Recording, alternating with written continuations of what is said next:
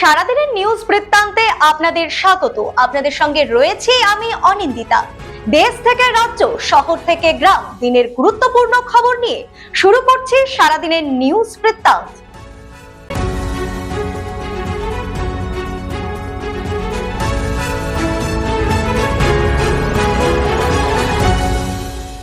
সারাদিনের নিউজ বৃত্তান্ত নিবেদন করছেন জুয়েলার্স, সোনা যা সর্বক্ষণের।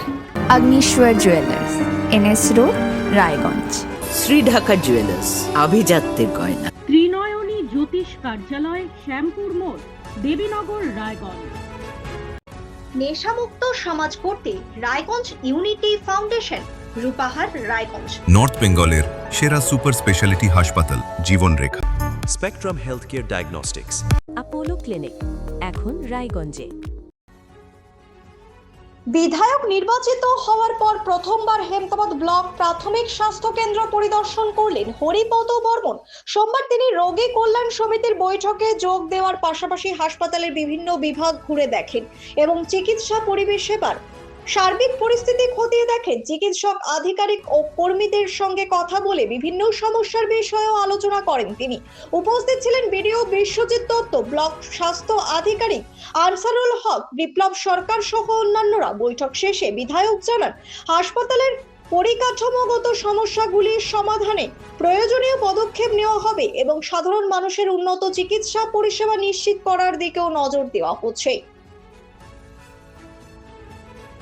উত্তর দিনাজপুরের শিক্ষকদের অনিয়মিত ছুটি ও স্কুল মাদ্রাসায় বন্দে মাতরম গাওয়া বাধ্যতামূলক করার দাবিতে জেলা বিদ্যালয় পরিদর্শকের কাছে স্মারকলিপি জমা দিল বিজেপি টিচার্স সেল।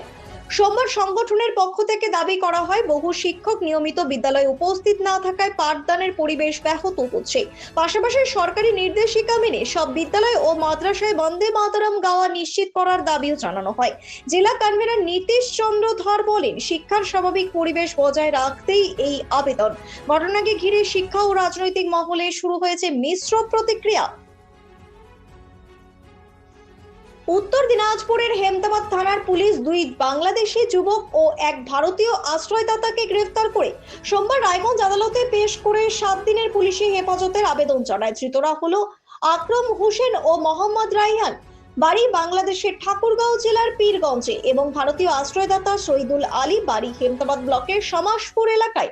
পুলিশ সূত্রে জানা গিয়েছে, ভানোইল সীমান্ত এলাকা থেকে এক বাংলাদেশিকে কাফ সিরাপ সহ আটক করে বিএসএফ পুলিশের হাতে তুলে দেওয়া হয়। পরে তদন্তে নেমে রবিবার রাতে আরো এক বাংলাদেশি ও আশ্রয়দাতাকে গ্রেফতার করে পুলিশ।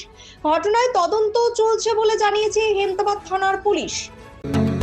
প্রতিদিনের প্রতি মুহূর্তের খবরের আপডেট পেতে চোখ রাখুন নিউজ বৃত্তান্তের ফেসবুক পেজে। সাবস্ক্রাইব করুন নিউজ বৃত্তান্ত ইউটিউব চ্যানেলকে।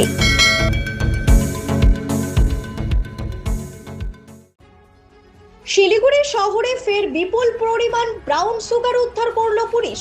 বর্ধমান রোড এলাকা থেকে এক যুবককে গ্রেফতার করে প্রায় 150 গ্রাম ব্রাউন সুগার বাজেয়াপ্ত করা হয়েছে, যার বাজার মূল্য কয়েক লক্ষ টাকা বলে অনুমান।